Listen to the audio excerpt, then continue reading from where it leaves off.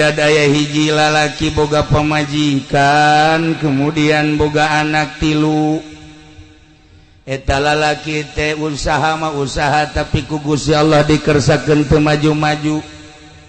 manehanana kulimah kuli tetapi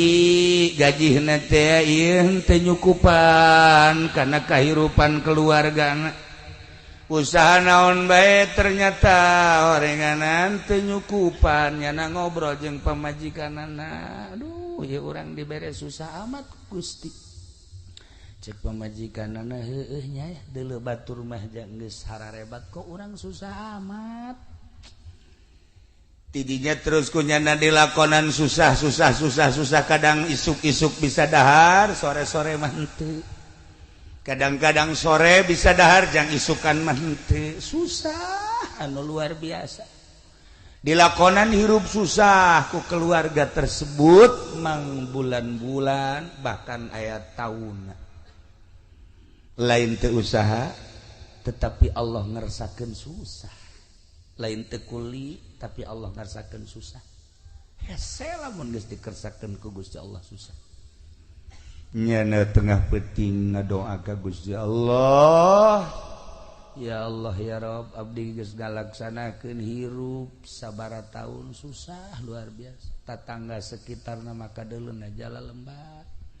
kemudian babaturan abdi jala lembar abdi anak geus tilu pamajikan ieu ngarasa susah sulit nyangakeun sadaya-daya Gusti ulah dibere susah-susah teh Gusti dikabul dalam rangka ngadoa sapeting dua peting tilu peting patu datang ke 7 peting nyana ngadoa Allah mere inten mutiara plak dua leungeun ka tuhu hiji leungeun ka enca hiji waduh cacada ya pohara ya aduh datang ka ibah seserian naon ka seserian ieu boga naon emang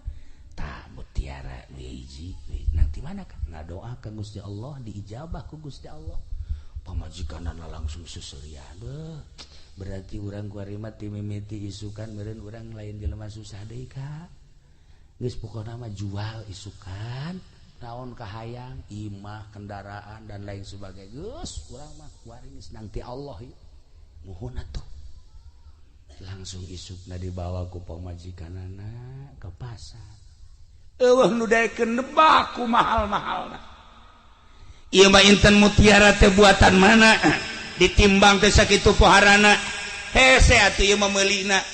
tukang emas nu ieu geus teu kabeulieun tukang mutiara ieu teu kabeulieun tukang mutiara ieu teu kabeulieun ayalah tukang mutiara nu hiji lamun dek dijual mah ulah hijian semplekeun bae cek cenah sebab mahal jasa ieu mah moal kaduitan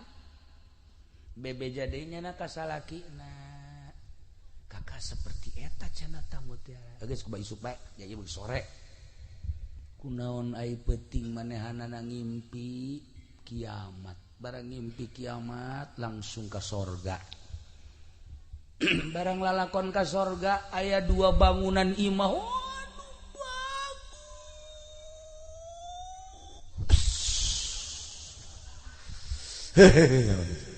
kan lamun urang nyaritakeun eta imah bagus tuh bagus biasa bae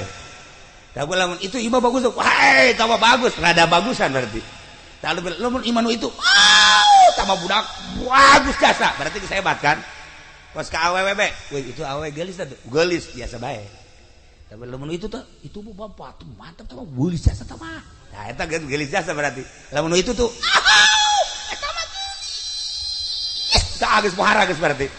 geus pohara tah mah geus aja pendi barang neuleuh ge kadinya langsung ngaguling bae geplak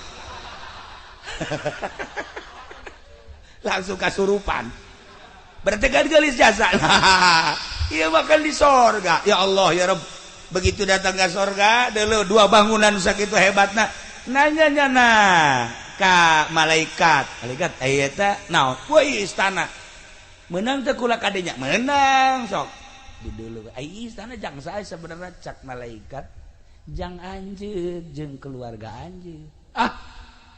jang saha jang anjeun geus disadiakeun ku Gusti Allah ya Allah coba-coba gue ke hareup ka jero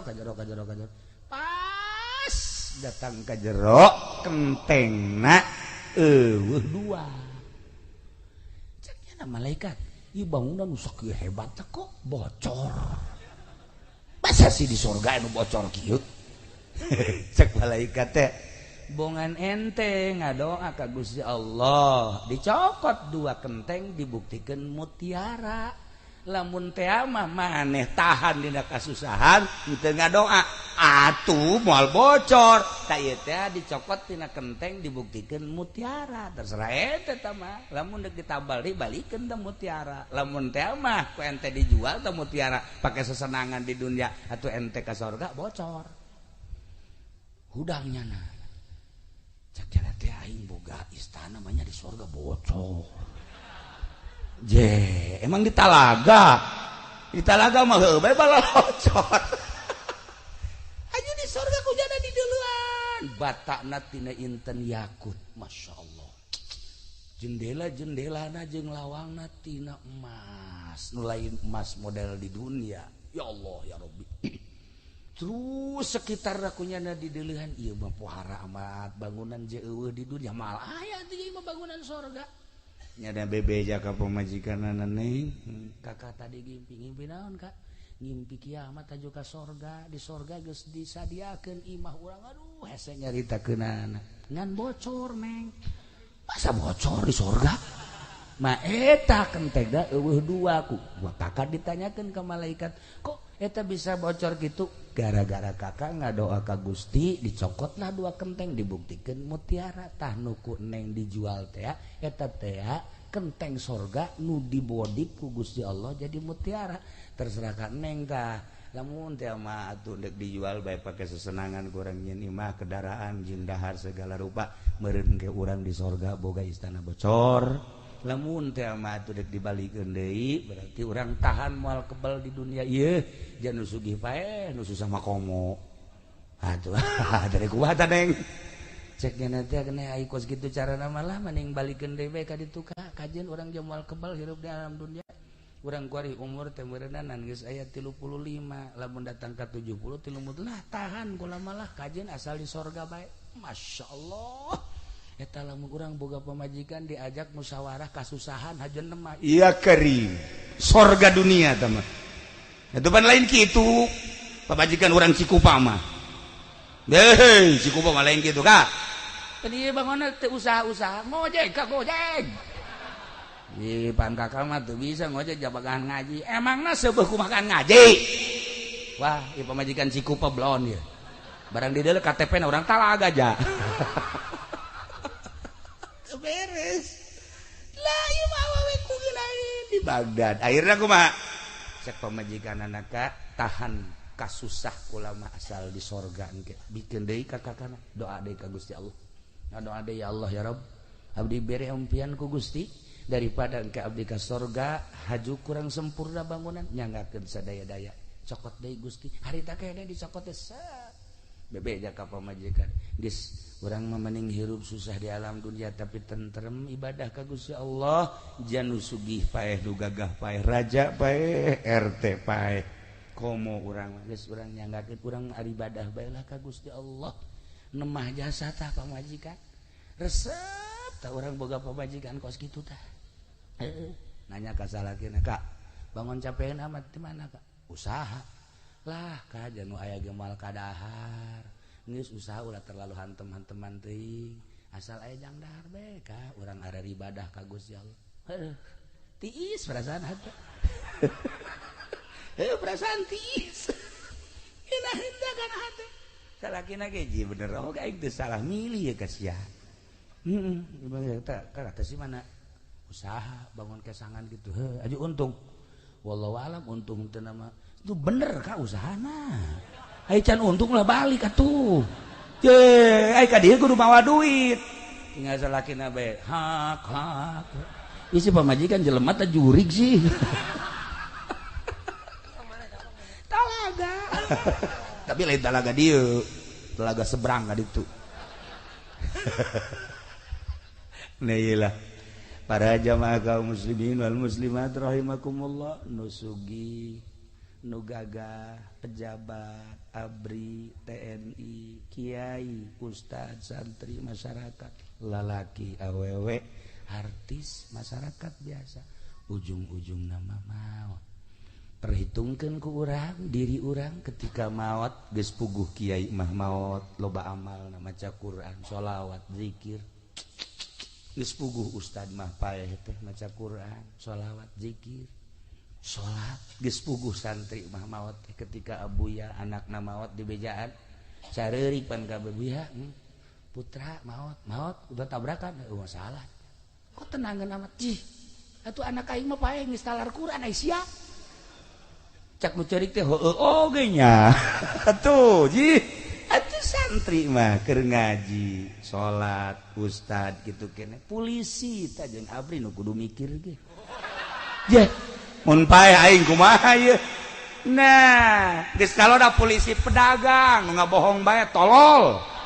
ye tah pikir tah kiai ge anu teu bener mah ngiaina bolak-balik ke pendopo bae ieu sarua siksaeun Allah jih pikir ku urang ketika orang maut kiai geus puguh baca Quran sholawat santri ustazah kitu keneh anu ngaladen ka salaki geus boga bekal dagang anu jujur jelas geus boga bekal anu ieu kabeulem syahid geus teu kudu dipermasalahkeun deui beak dosana ku kabeulem bae sing yakin dan sing percaya perang selesai dosa geus teu dideuleu ku Gusti Allah lantaran naon luhur ngaluhurkeun agama Allah selesai kiai anu beneran kiaina isuk ngaji sore enggeus sanajan gede dosana teu dideuleu ku Gusti Allah deuleu perjuanganan ai sieu paeh perjuanganan naon dagang karung ngabohong bae meuli anu asli dioplos nah yuk geura da kumaha deui salat inget ka karung bae ayo da kumaha bae naon bawaeun ka kuburan ya lamun kukula jeung ku urang teh didoakeun mah wallahu alam bisawab ngan tetep bae urang doakeun mudah-mudahan nyana panjang umur atuh didoakeun kitu ge we pendek bae nah mah keur carita teu saha renungkeun ku urang ulah wakanana mun aing isuk paeh sakitu bae mun aing isuk paeh nu gabaturan aing saha anak di luhur pamajikan di luhur anak di luhur salaki di luhur amal urang sebuah renungan urang dibere sugih syukuri kasugihan urang dibere susah nemah ku kasusahan kabeh menang pamere Allah mun tadi dongeng jelema susah kajeun tahan susah pal kebel bakal ka akhirat sebab karena naon Kangjeng Nabi lalampahan ka sorga begitu datang ka sorga masyaallah ajib cik Kangjeng Nabi anna aktsaru ahliha fuqara'u sanyanyana pangloba-lobana penduduk surga jelema-jelema nu sararusah palalakir sebab naon dek dihisab naon hisabeunana kok santri misalnya ayeuna dihisab teh ditanya santri